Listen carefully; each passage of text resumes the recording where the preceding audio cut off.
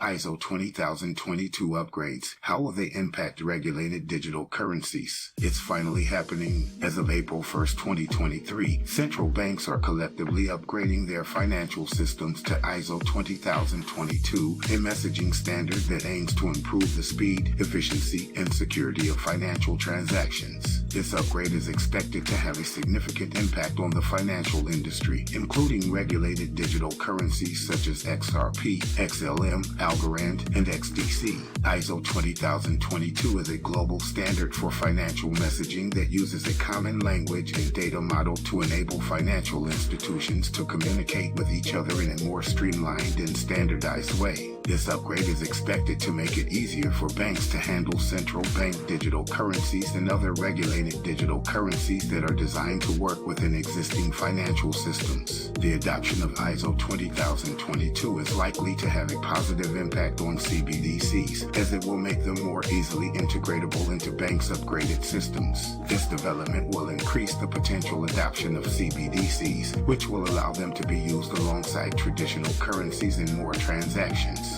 However, the impact of ISO 20022 on non-regulated digital currencies like XRP, XLM, Algorand, and XDC is uncertain.